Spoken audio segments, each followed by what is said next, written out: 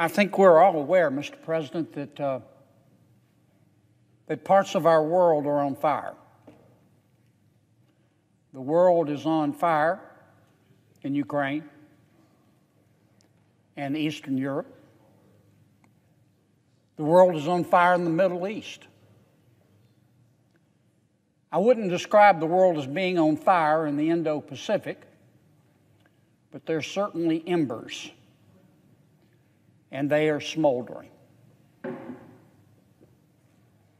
And I think it's clear to most Americans, Mr. President, that President Xi in China, President Putin in Russia, and the Ayatollah in Iran are working together. And their objective is to have Russia dominate Central and Eastern Europe, to have the Ayatollah in Iran dominate the Middle East. The Ayatollah, of course, has funded and supports Hamas. There's no cause in the world, none, that can justify what Hamas did to the innocent people of Israel. The people of Hamas are so evil they will kill you and drink your blood out of a boot. And President Xi and President Putin and the Ayatollah in Iran are just fine with that. And the third objective of China, Russia, and Iran is to allow China to dominate the Indo-Pacific and be free to make moves in sub-Saharan Africa and in South America. Parts of the world are on fire. America is about to find out what it is made of, because the world I just described is not a world that's safe for America. But as we meet these challenges, Mr. President, and by God, we will meet them. We will meet them. While we're doing that, Mr. President, I don't want us to forget about our homeland. We've got a lot of problems domestically, and I don't want us to lose sight of them. I think about them every day. I know you do too, Mr. President. We still have millions of Americans who are too poor to be sick, despite the fact that we have the best quality of health care in America in all of human history. Notice I didn't say that we have the best way of delivering that health care, but we have the best quality of health care in all of human history. But we've got people in this country, many of them are middle class, who are too poor to be sick. Since the Affordable Care Act passed, we were told it was going to make our lives better. It was going to make health insurance more accessible and cheaper. Since the Affordable Health Care Act has passed, health insurance premiums have tripled. We also know domestically, Mr. President, that our border is an open, bleeding wound. It is an open, bleeding wound. And it is within the power of this Congress to fix that. But none of those domestic problems that I just described, and I could continue with others, as I know you could too, Mr. President, is hurting the American people as much as President Biden's inflation. Not a single one. President Biden's inflation is gutting the American people like a fish. It is a cancer on the American dream. In my state alone, in Louisiana, we're not a wealthy state. My people are pretty middle class. They get up every day, they go to work, they'll bathe and all. They try to do the right thing by their kids, try to save a little for retirement. The median household income for a family of four in my state's $55,000 a year. A lot of states are above us, some are below us. President Biden's inflation, which is man-made, and that man's name is Joe Biden, is costing my people, the average Louisiana family, $806, not a year, a month. $806 a month. That's $9,700 a year. Now imagine if you were making $55,000 a year and you've got to come out of pocket with an extra $9,700 a year. You blow through your savings. You max out your credit card. You borrow from your children's college education plan. You borrow from relatives. And then what do you do? Now, I know what some of my colleagues are thinking, but Kennedy, we're doing better on inflation. And we are. And I am so thankful. A year ago, inflation in this country was 8.2%. Today it's 3.7%, and I am so happy. And I hope it continues to go down. But it is important for us to remember what that means. A reduction of inflation from 8.2% to 3.7%, which is still, of course, too high, just means that inflation is rising less rapidly. We still have inflation. Prices are still high. They're just not going, and they continue to go up. They're just not going up as quickly as they were. Now, that's a good thing, but it doesn't solve the problem.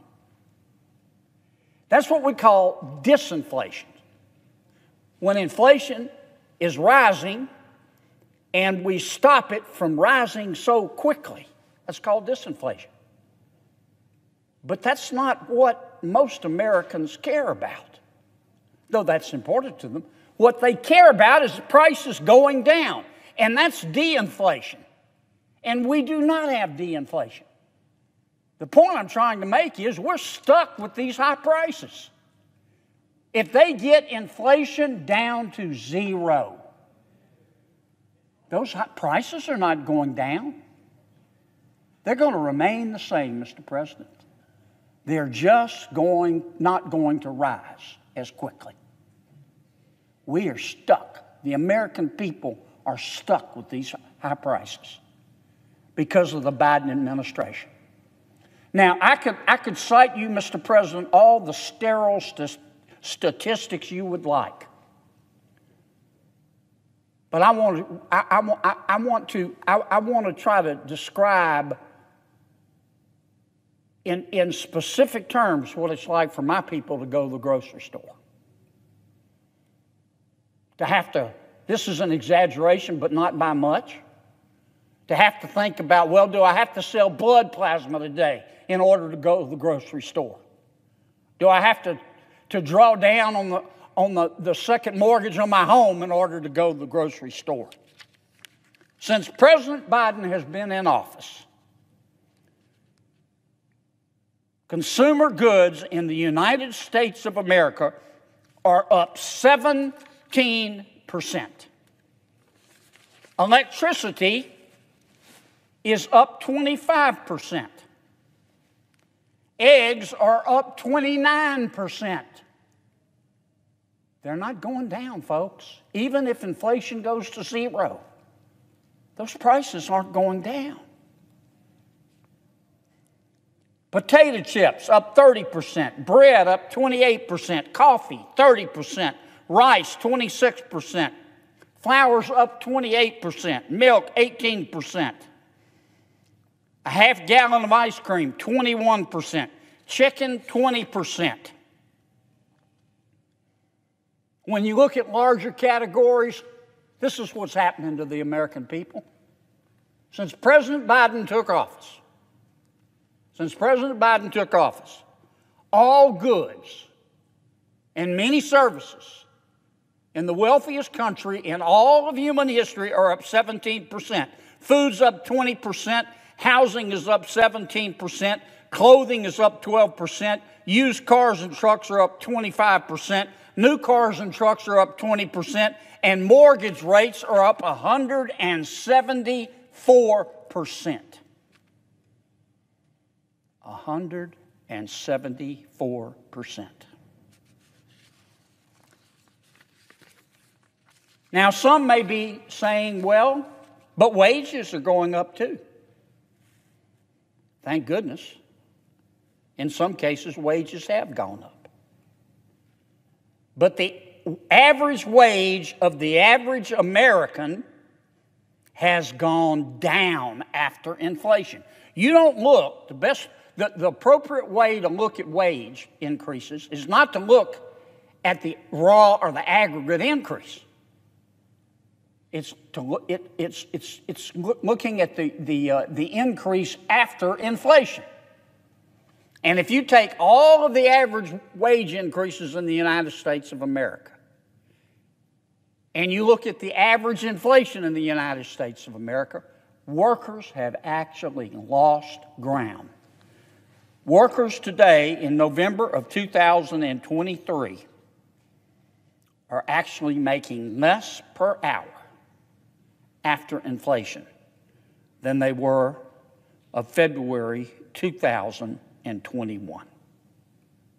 So don't let anybody tell you that wages have made up for this. They haven't kept up with inflation. And don't let anybody tell you, Mr. President, that we're winning the war on high prices. We are getting inflation down. No thanks. No thanks to the Biden administration and, quite frankly, the United States Congress. That's thanks to the Federal Reserve. They have tightened interest rates, which has hurt a lot of people. But they have gotten inflation down. They've had to do it with one arm tied behind their backs, because the other way you attack inflation, and the only way we've ever successfully gotten down, is to have Congress do its part and reduce the rate of growth of spending and debt accumulation. But we haven't done that. We haven't done that. In fact, since 2019, the population of the United States of America is up 1.9%. Our country's grown 2% since 2019. You know how much our budget has grown? 55%.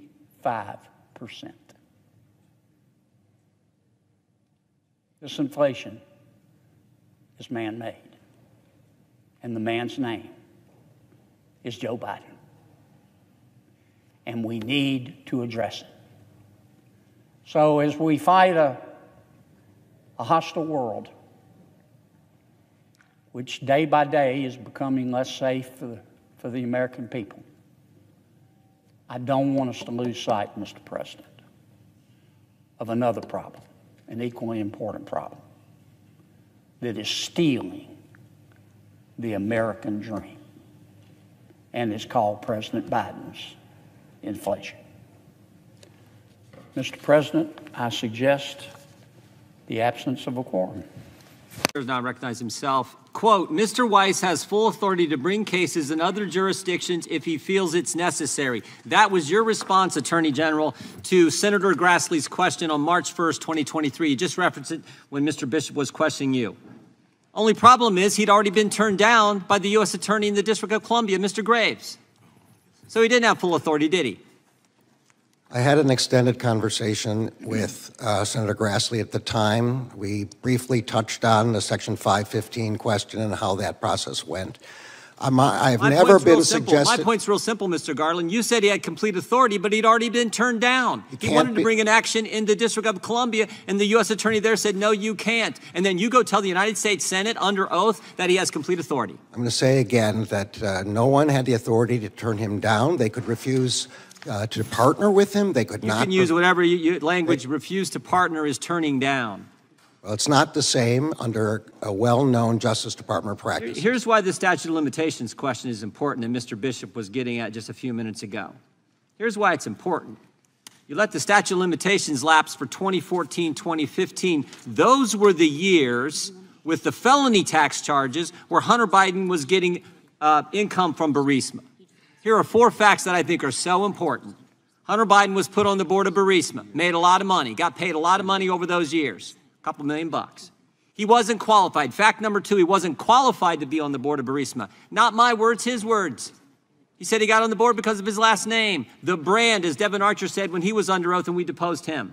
Fact number 3, Burisma executives told Hunter Biden, we're under pressure, we need help. Fact number 4, Joe Biden goes to Ukraine, leverages our tax money, American people's tax money, to get the prosecutor fired who was applying the pressure.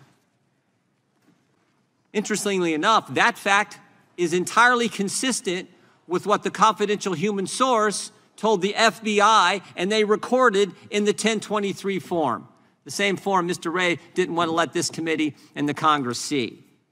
That all happened. That all happened.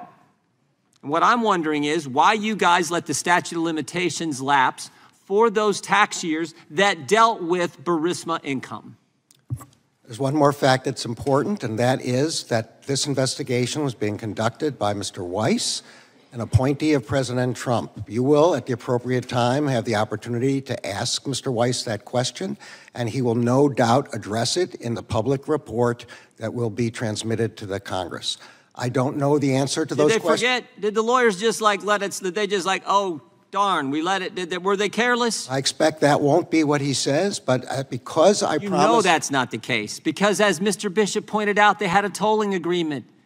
They talked to Hunter Biden's defense counsel and say, let's extend the statute of limitations. And then at some point, they made an intentional decision to say, we're going to let the statute of limitations lapse. And I want to know who decided that and why they did it. Mr. Weiss was a supervisor of the investigation at that time and at all times. He made the appropriate decisions, and you'll be able to ask him that question, and he will. You know why they did it? Everyone knows why they did it. May not say it, but everyone knows why they did it. They didn't. Burisma, those tax years, that dealt with that involved the president. It's one thing to have a gun charge in Delaware. That doesn't involve the president of the United States. But Burisma, oh my, that goes right to the White House. We can't have that. And we can slow walk this thing along. We can even extend the statute of limitations, and then we can intentionally let it lapse. And we know this investigation was slow. Here's what everyone said. Shapley said, DOJ slow walked the investigation. Ziegler, slow walking in the approvals of everything. This happened at the Delaware's attorney's office and DOJ tax level. Mr. Sobocinski, the FBI agent, said, I would have liked to see things move faster. Ms. Holly said the same. Every witness we've talked to said this thing was slow walked, and we know why. They slow walked it long enough to let the statute of limitations run so they wouldn't have to get into Burisma. Tell me where I'm wrong. Will the gentleman yield? No, I'm asking Mr. Garland the question. I think I've tried to make clear that I don't know the specifics of the investigation. Much of what you are describing occurred during the Trump administration, during a Justice Department appointed by President Trump. No, it didn't. This is 4.5 years, this investigation. We're talking about the last few years. Your statement was just this year, March 1st, to Senator Grassley. No, I'm sorry. I was trying to respond to your descriptions of what the IRS agents said about certain things. Statute of limitations is 6 years. That lapsed here in the Biden administration. On the statute of limitations, we'll say again that the explanation for why the statute of limitation was lapsed, if it was, has to come from Mr. Weiss. My time is expired. Let me ask one last question real quick here. Who decided that David Weiss would stay on as U.S. attorney? Look, this had occurred before I came. Mr. Weiss had been kept on. I promised the... no, I didn't say, you can walk all through that. I said, who decided? The White House decided, Mr. Weiss, right? They serve at the pleasure of the president, right? Mr. Weiss was... Joe Biden decided to keep David Weiss as U.S. attorney. You weren't sworn in until March. He was told he was going to stay on in February. Pretty fundamental question. Who decided David Weiss was going to stay as U.S. attorney in Delaware? Mr. Weiss, your time has expired. Mr. Chairman, your time has expired. I'm waiting for an answer, and then I'll yield. Well, you asked the question after your time had expired already. Point of order. Gentleman can respond, then I'll go to Ms. Jackson-Lee. Mr. Weiss was the special U.S. attorney from the District of Delaware when I came on. He had been appointed by President Trump. I promised that he would be permitted to stay on for this investigation, and that is what happened. Gentleman from Texas. Mr. Chairman. Gentleman from...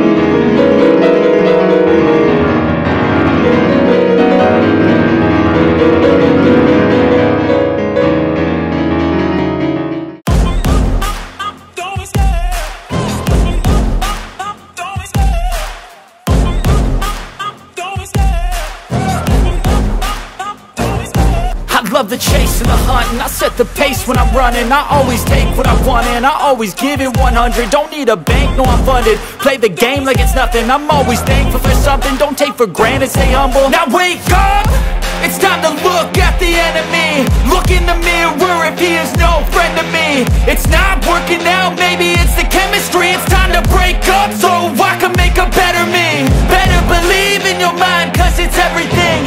You can mold, shape, find almost anything. All it takes is some time and some clarity to find your identity. It's mind over everything.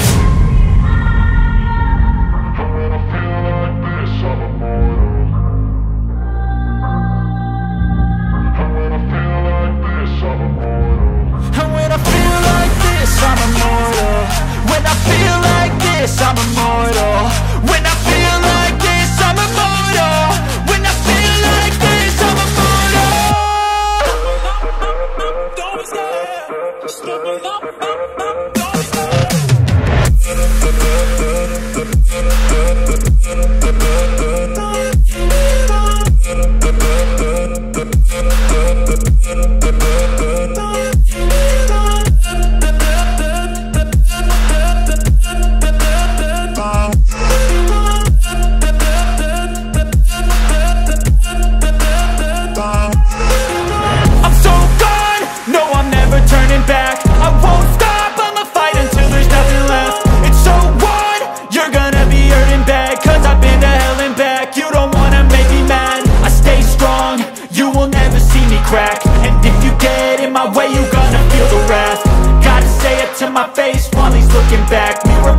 aftermath. When I hate, I attack.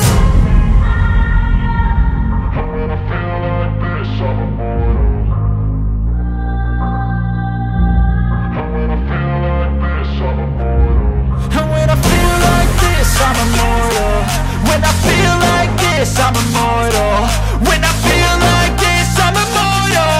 When I feel like this, I'm immortal. Don't be scared. Just don't be scared.